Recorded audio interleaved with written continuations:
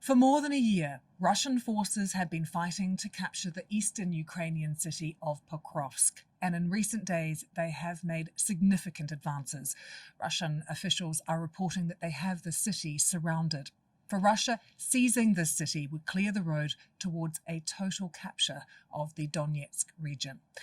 But while Ukraine attempts to hold the line, Western sanctions on Russian oil are starting to bite. Turkey turning to non-Russian oil now, Poland striking a deal for US liquefied gas, and new sanctions have forced the Russian company Lukoil to sell its stake in Bulgaria's only refinery.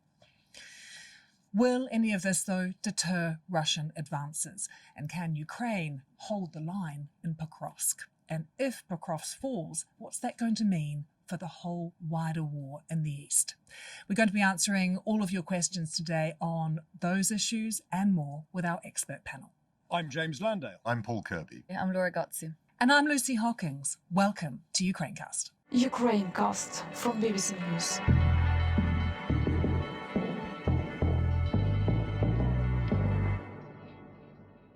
Before we begin, James, good to see you in what looks to be a little bit of a damp and chilly Kyiv. What have you been up to? We have been out and about, essentially trying to assess the mood and resilience of Ukraine as the winter begins to come closer, because there's a real question now of just, how long can this country go on? This is going to be the fourth winter of this war. The Russians are very clearly targeting energy. So there are a lot of concerns about what that might mean in the months ahead, not just in terms of just the sheer discomfort of people having to live in cold flats with no heating and no electricity, but also what it might mean in terms of the economy, because this is a country that does require energy to function, as any country does. And I think there's real concerns that that's going to be the pinch point in the months to come. And James, when it comes to Pokrovsk, in our Ukrainecast edition earlier this week, we were talking about how significant it is. How much do we know, though, about what is actually happening there? Because the Russians are saying they have it surrounded. Yeah, first of all, there is a lot of confusion and uncertainty about precisely what's going on the ground. A lot of people talk about there now being quite a significant grey zone within the city, namely areas that are not really controlled by either side. You have official statements by both sides, both the Russian government and the Ukrainian government. The Russians saying they've got the Ukrainians surrounded. The Ukrainians officially on the record saying no, that's not happening. That's not true. I think talking to our own sources in the region, and our team here have been talking to some soldiers on the ground. They all say that the situation is definitely critical. Some of them are more optimistic, some of them are more pessimistic, but they certainly say that the Russians are making gains that they haven't made in past months.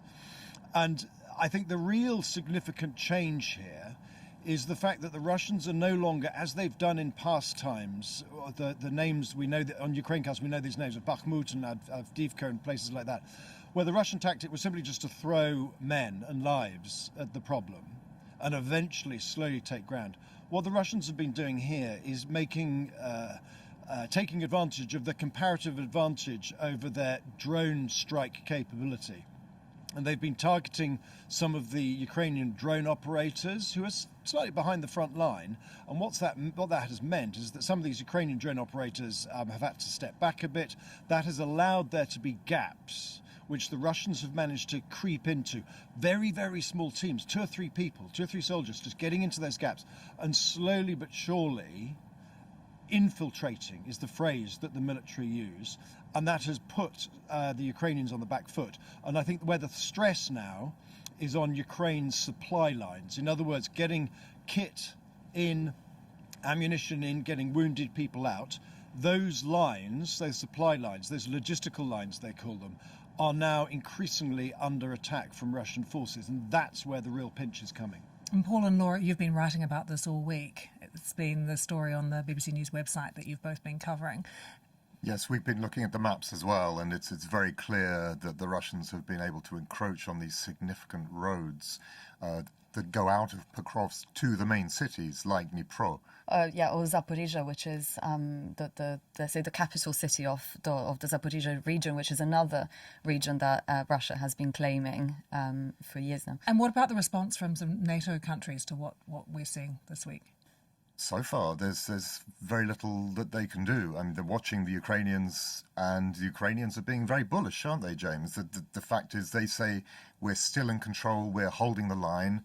They're insisting that this cauldron that the Russians are trying to create is not happening. Is that correct? What they're insisting is that the act of surrounding hasn't happened yet.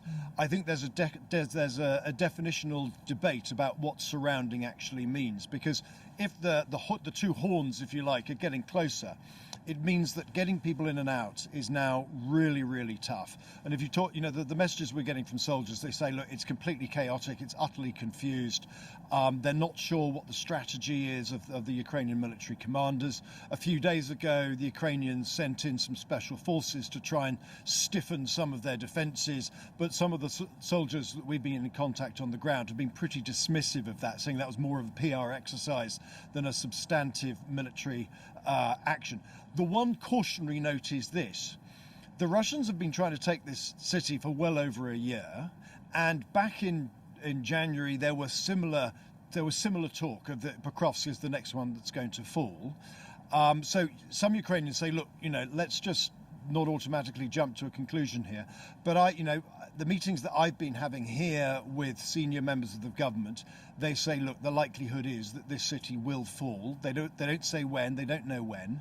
And a debate has already started beginning here in Ukraine, particularly within, in the social media, about whether or not the government's tactics are right. Because some people are saying the government's making the same mistake that was made with Bakhmut, that was made with Avdiivka, namely they hold on too long and at too great a cost in terms of lost lives and lost equipment. And James, the messaging for the Russians as well is surely important here. They want to be saying to the US, to President Trump, look what we're doing, we're making progress. Yeah, no, absolutely. This is not just a strategic sort of issue in terms of Russia hoping to gain a closer foothold on the path to taking more territory in Donetsk. This is also has a huge diplomatic edge. The Ukrainians are very clear that Russia would want to use the seizure of Pokrovsk as a message, something President Zelensky said it's giving the Russians something to sell to the Americans. In other words, to go to Donald Trump and say, look, hey, this idea that the battle is over is nonsense. We're making progress. Look at Pokrovsk. Just give us, we're going to hang in there. In other words, to try and put pressure on President Trump to in turn put pressure on the Ukrainians to sue for peace, as has happened at various stages since Donald Trump came to power. OK, well, let's get to some listener questions now. And this one comes from Angus and Stroud, who says, regarding the frozen Russian assets being discussed by the EU and the fear from Belgium that releasing funds to Ukraine could put off other investors in case the same thing happened to them, surely this would only affect investors from despotic states committing illegal wars. Is losing those investors really such a worry, or am I missing something important? Laura, you now have a reputation as being the sort of the queen of the frozen Russian assets. You know everything. You've looked into this in depth. What's your answer there for Angus? Well, I think it's important to remember that investments usually don't just come from, as you put it, despotic states. It can be individual private citizens that also use banks and financial institutions like the one at the centre of the frozen Russian assets debate, which, as we've mentioned before, is called Euroclear. It's based in Belgium.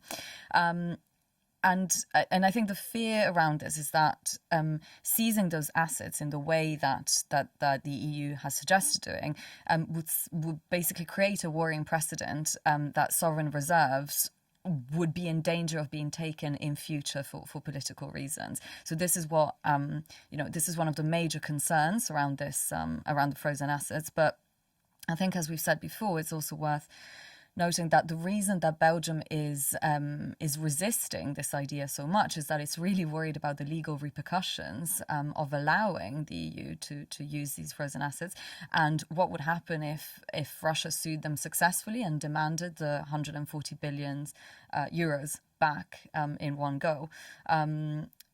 We know that Belgium has blocked this idea a couple of weeks ago at the EU summit then, and we also know that there's another EU summit at which they're due to discuss this again coming up in December, and that the European Commission and the Belgian government are holding talks this week to come to an agreement before then. So they're holding talks, Paul, but is anyone coming to Belgium's aid here with some kind of sensible solution to this? There is no obvious solution that seems to have come out so far, and that's what worries the Belgians.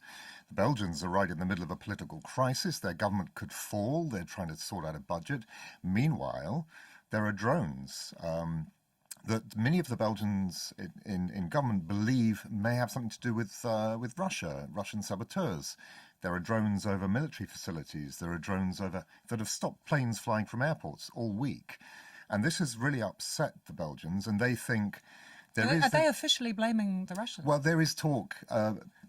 Belgian media are certainly saying that the government is blaming the Russians for this. They're not saying it outright in the way that the Danes never said it outright. They wouldn't rule it out, the Danes said, when the drones came over Denmark very recently.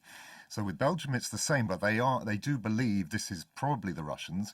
And there has been a spat between one of the key Belgian ministers, Theo Franken, and Dmitry Medvedev, very significant member, former president, member of the Security Council in Russia, an open spat between them. So they're suggesting there may be something to this and the row over Euroclear. And James, you had something you wanted to say on the asset front as well, the frozen assets. Yeah, I mean, the view from Ukraine is that these frozen assets at some point will be used. That they've almost priced that in. They have made it very, very clear that without this money, Ukraine will basically go bust. It will not be able to keep its government going. And that there are other consequences. If this money is not provided, then the IMF has already started warning that it will not be able to continue giving loans to Ukraine, because under IMF rules, it can only give loans to going concerns. And if it doesn't get this frozen cash from the Europeans, then it's going to be in real trouble. The essential view at the moment is that the Belgian issue is solvable. They think that the Belgians have not been handled well by the European Commission, and that actually a bit of better politics needs to be engaged to get the Belgians on side. There's talk already of maybe having a separate summit before the December summit to see if they can get some progress on it there. But you should make no mistake, in Kyiv, they're expecting this money in some shape or form, and their ultimate calculation is that the Western powers, the European powers, will prefer to use frozen assets than make the loans themselves or guarantee the loans themselves. And they think ultimately that will be enough to get the Belgians over the line once there's been enough sort of sorting out of how they share the risk. Let's move on to our next question, which is from Michael in Dursley, who asks, what is to stop Ukraine from gaining their own nuclear weapons? What is to stop them from buying them from another power and training them on Russia and demanding that they leave the country? Laura? Well, this brings to mind comments that Zelensky made late last year and earlier this year, in which he basically said that at this point, Ukraine's only defence against Russia is either NATO membership, which, as you know, is not forthcoming, or having its own nuclear weapons. And Paul, I guess we should remind people about the Budapest Memorandum.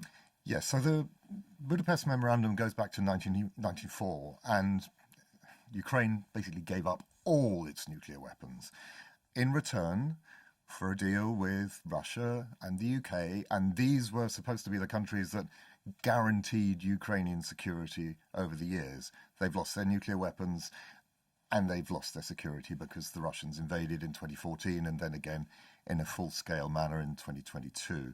So obviously now they can start thinking about nuclear weapons, But is it realistic? And that's the big question in Kyiv, isn't it? Yeah, James, what is the Ukrainian position? Well, look, officially they are signatories to the Nuclear Non-Proliferation Treaty, which means they have agreed that they are not going to develop nuclear weapons. They're also signatories to an agreement, as all countries are, who are sign up to the provisions of the UN nuclear watchdog, the IAEA, which is essentially a firm commitment to say that any nuclear energy produced here is going to be used for civilian purposes and not military purposes. However, if, in answering the question, if Ukraine wished to change its position, it could always do so. I think that the problem is, though, it's not that realistic.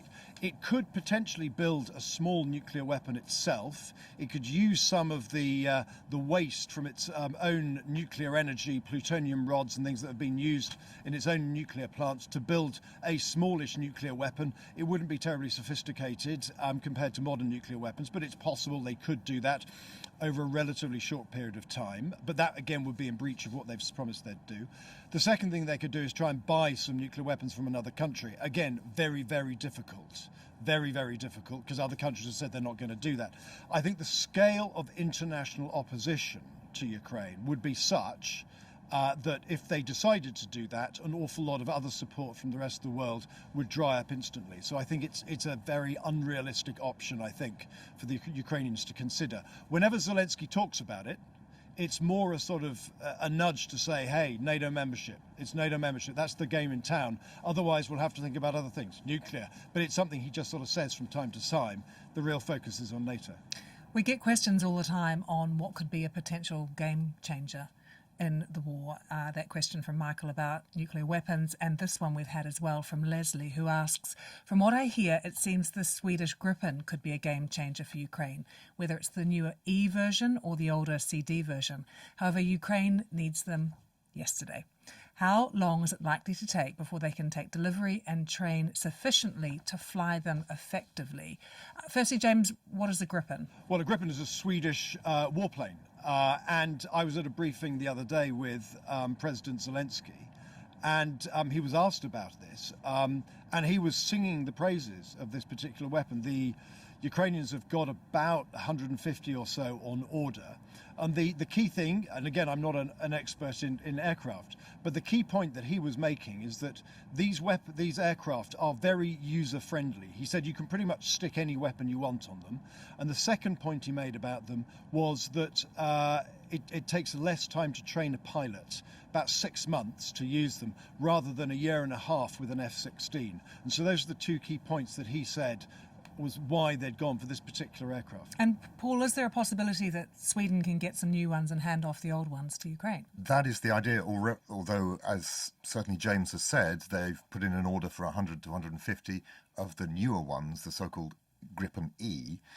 The Swedes are themselves upgrading their air force with the Gripen E, and they will have the older versions, the C and D versions, that some of those could go to Ukraine in the way that we've had during the war, that other countries have passed on their older weapons while they've upgraded them themselves. So Germany, for example, the Czechs have handed over their MiGs to the Ukrainians. So that could happen. Well, before we get to our next question, let's chat about what we saw this week with Turkey, which, Paul, felt like quite a big change in terms of when they were looking at their oil supplies.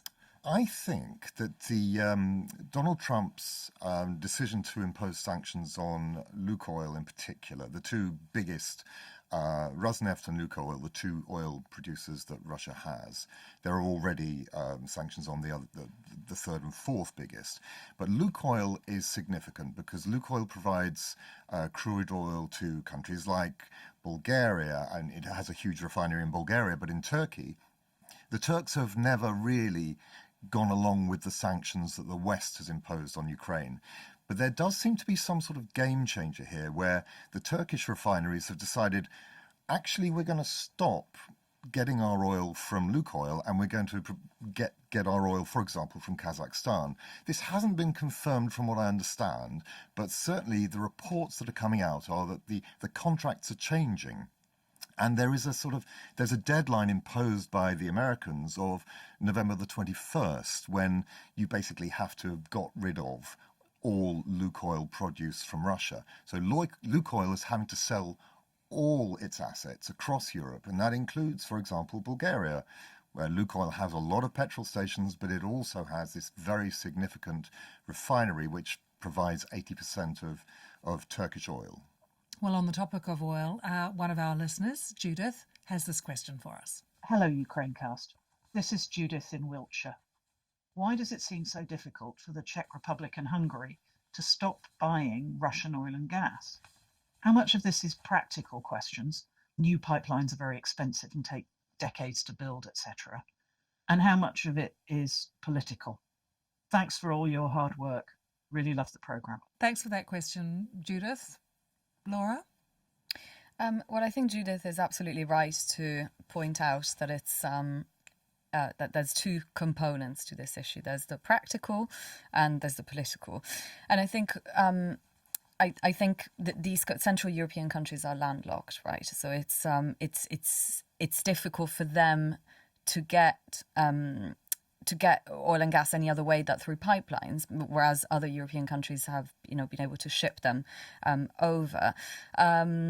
But the political element here is also really important. And if we look at countries like Hungary, like Slovakia, they've been much closer to the Moscow government for certainly since the war has started. We know that Viktor Orban, the leader of Hungary, has been over in Moscow.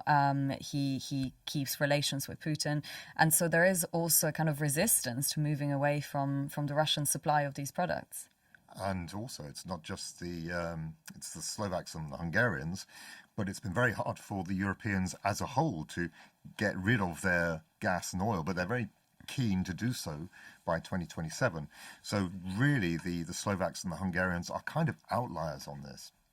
But there is this pipeline, this Druzhba pipeline that goes through Ukrainian territory, through Slovakia and Hungary. And so it's going to be very hard when you've got a Hungarian government and a Slovak government that are so close to the Russian coattails as they are. Judith, thank you so much for that question. We have one now from Barcelona, from Quentin, who is there and listens to the podcast, who says, what will happen if Ukraine runs out of people willing to fight in this war? And when could this happen? James? I don't think Ukraine's ever going to run out of people. It has the largest army in Europe. The figures are something, almost 900,000 personnel. It's a very large army at the moment. So I don't think they're going to run out of people. I think what there is, though, is there is an imbalance between the size of Ukraine and the size of Russia when it comes to numbers, and there's also a differential in terms of the way both countries are prepared to treat the members of their armed forces. That said, Ukraine is clearly aware that they do need to get more recruits. They have not formally mobilized their youth at the moment. So at the moment, you can be forced to sign up to the army if you're aged between 25 and 60. But if you're younger than that, there's nothing obliging you to fight. What they are doing, though, is they are trying to induce young people to join up. So if you actually sign up and you're between 18 and 24, you get access to 0 interest rate mortgages, you get free healthcare, free dental, you get, if you sign up for more than 2 years, you then get a year off where you are free from any kind of military mobilization. And literally just in the last few days, the government here has proposed a new set of contracts for everybody. So are those over the age of 25 as well? Because one of the real deterrents to people here is this idea that if you join the army, it's kind of open-ended and you're never going to get back. So what they're doing now is they're saying, look, actually, if you sign up for, say, 1 year, 2 year, 3 years, whatever it is, you get certain benefits and you'll be told, well, once your time is up, you're definitely free from the army for a certain period of time. So there's clearly an issue there. What I think is really interesting is this. If you talk to senior military commanders in Europe, they still raise their eyebrows at this.